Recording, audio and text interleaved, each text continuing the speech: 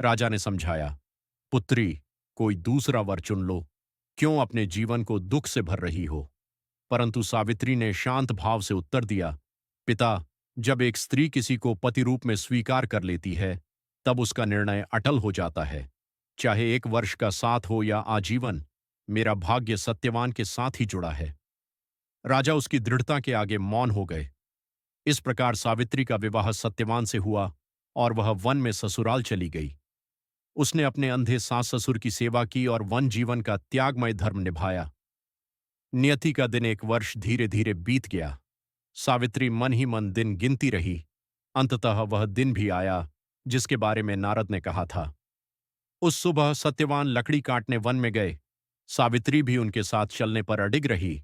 One में कुछ दूर जाकर सत्यवान को चक्कर आने लगे।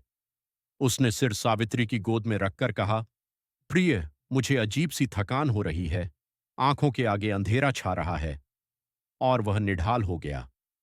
उसी क्षण वहां प्रकट हुए मृत्यु के देवता यमराज।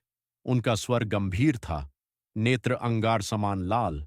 उन्होंने अपने पास से सत्यवान की आत्मा को खींच लिया और कहा, राजकुमारी सावित्री, तुम्हारे पति का पृथ्वी पर समय समाप्त हुआ। अब वह मेरे साथ चलेगा। तुम लौट जाओ और विधि को स्वीकार करो। परंतु सावित्री बिना डरे उनके पीछे चल दी।